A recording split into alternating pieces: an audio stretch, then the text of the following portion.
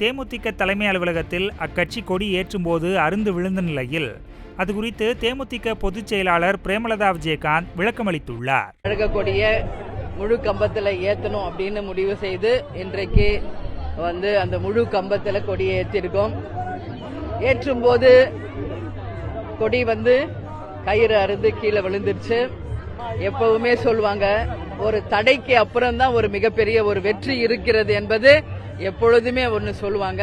அதனால இன்னைக்கு அந்த கழக கொடியினுடைய கயிறு அருந்தது இதுவரைக்கும் இருந்த எங்களுடைய அத்தனை தடைகளையும் உடைத்தெறிந்து தேசிய முற்போக்கு திராவிட கழகத்தினுடைய கொடி பட்டொளி வீசி நிச்சயமாக கேப்டன் எந்த லட்சியத்துக்கு இந்த கட்சியையும் இந்த கொடியையும் அறிமுகப்படுத்தினாரோ அந்த லட்சியத்தை நிச்சயம் நாங்கள் அடைவோம் என்பதை இந்த நாளில் உங்களுக்கு நான் தெரிவிச்சுக்கிறேன். எனவே இந்த ஒரு மாதம் காலம் கழித்து தமிழ்நாடு முழுக்க இன்னைக்கு கொடி முழு கொடியாக எல்லா இடத்திலும் ஏற்றி இருக்கோம் என்பதை இந்த நேரத்தில் உங்களுக்கு தெரிவிச்சுக்கிறேன். புரியலிங்க? ஆமாங்க, இது அதுக்கான பணிகள் வெகு விரைவில் தொடங்கி இருக்கிறது.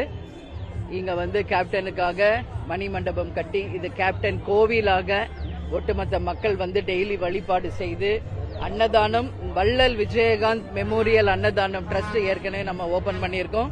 அந்த ட்ரஸ்ட் மூலியமாக இங்க வருகின்ற மக்களுக்கு தினம்தோறும் அன்னதானம் வழங்க இருக்கிறோம். அது மட்டும் இல்ல, உங்களுக்கு தெரியும், கேப்டனுடைய பிறந்த நாள், கட்சி நாள், கொடி நாள், கேப்டனுடைய மறைவு நாள் எல்லாத்திலுமே கேப்டனுடைய பெயர் புகழ் சொல்லும்படி இன்னும் பல்வேறு உதவிகளை நிச்சயம் நாங்கள் செய்வோம்.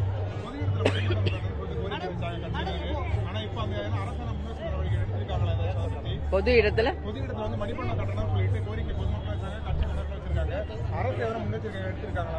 நாங்க ஒட்டுமொத்த கழக தொண்டர்கள் நிர்வாகிகளுடைய வேண்டுகோளுக்கு இணங்க நாங்கள் தமிழக அரசிடம் கேட்டிருக்கோம். இன்னும் அதற்கான ஆணை எதுவும் எங்களுக்கு வரல.